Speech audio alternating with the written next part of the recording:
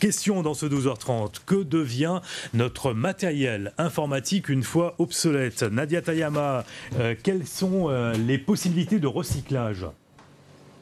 Alors, avant de parler de recyclage, Pascal, vous évoquiez tout à l'heure l'humanitude dans le domaine de la santé. Et bien là, on va parler d'une économie plus humaine, plus sociale et plus solidaire avec cette association qui s'appelle AGAM et qui est installée ici au port. Son gérant, Bruno Pichon, nous a rejoint. Alors, que fait exactement? Tout ce qu'on peut dire, c'est que les ordinateurs, en tout cas, ne finissent pas à la poubelle. Oui, absolument. Nous sommes une association de réemploi en informatique.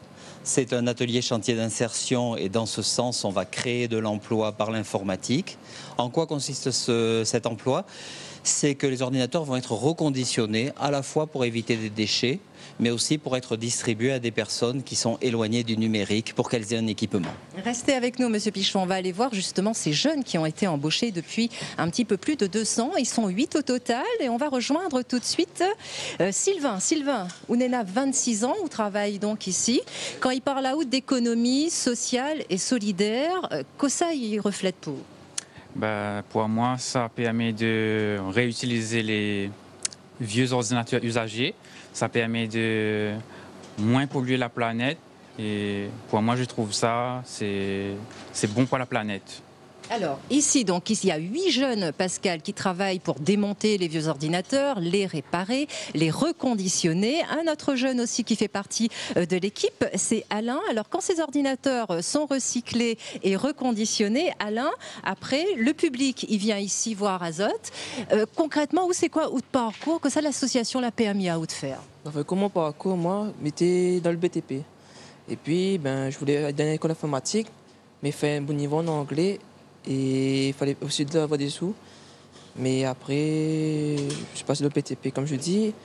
Et après, j'ai trouvé l'annonce pour postuler à la gamme. Je me suis lancé dedans. Et si vous êtes passionné d'informatique, que ça vous apprend, que ça l'association il permet à vous d'avoir comme apprentissage? La gamme me permet de... Parce que comme l'informatique, c'est ma passion et j'aime démonter les ordinateurs, la gamme me permet de montrer mon talent. Merci ouais. Alain. Donc il y a plein de jeunes qui s'occupent de tout ça, de reconditionner. Les filles également sont présentes. Cette association propose également des formations au public, c'est-à-dire que les familles portoises viennent ici, souvent les plus démunies, celles qui n'ont pas accès aux nouvelles technologies. Et ces personnes peuvent bénéficier d'une formation ici au sein de l'association située à Boulevard Verdun au port. On vous retrouve, Monsieur Pichon. Et c'est pas terminé. On parlait d'économie sociale, d'économie solidaire. Vous êtes également un relais aussi pour la caisse d'allocation familiale et plus de 3000 personnes viennent ici en fait pour avoir votre aide, pour faire les démarches administratives concernant la caisse d'allocation familiale.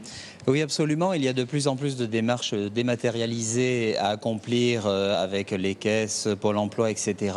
Et nous sommes point relais CAF pour aider les personnes qui ne sont pas autonomes ni équipées à faire leur démarche CAF, prise de rendez-vous, attestation, autres dossiers. Voilà, en clair, Pascal, la leçon à retenir, ne jetez surtout pas vos ordinateurs parce que vraiment ça peut beaucoup aider, surtout ceux qui n'ont pas accès à ces nouvelles technologies. Merci Nadia pour ces conseils, merci à votre invité.